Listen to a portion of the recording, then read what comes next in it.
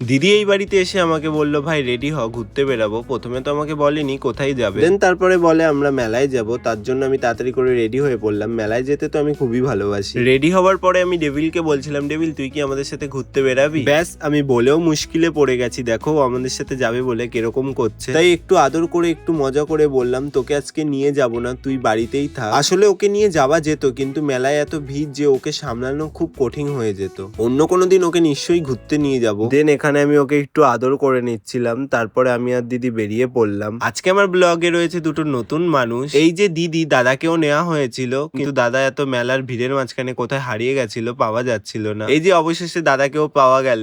মেলায় এত ভিড় ছিল যে সবাই কোথায় যেন হারিয়ে যাচ্ছিল। তাই বলি, হাতটা যদি ঠিক করে ধরে রাখতে না পারো তাহলে মানুষ তো হারিয়ে যাবেই। এইদিকে সবাই হারিয়েই যাক, কিন্তু আমার দিদির পুতুল দেখলে ও ওই জায়গাটায় স্টপ হয়ে যাবে, তাই ওকে খুঁজে বের করা খুবই সহজ। আর যদি সেই পুতুলটা ওকে না কিনে দেওয়া হয় তাহলে সেই পুতুলটার মুন্ডু ও ঘুরিয়ে দিয়ে চলে আসে। আজকে মেলাতে গিয়ে খুবই আনন্দ করেছি এবং খুব মজাও লেগেছে সবার সাথে টাইম কাটিয়ে। প্রথমে তো আমি যাব না বলে লাফাচ্ছিলাম যে ওখানে কাদা জল হেন তেন, দেন তারপরে যে খুব মজা হয়েছিল, না গেলে অনেক কিছু মিস করে যেতাম। দেন ওখান থেকে বেরিয়ে আমরা চলে গেছিলাম একটু লেন্স কাটে। আসলে ওরা বয়স্ক হয়ে গেছে তো, তাই ওরা চোখ দেখাতে এসছে, এটা সিক্রেট, কাউকে বলবে না।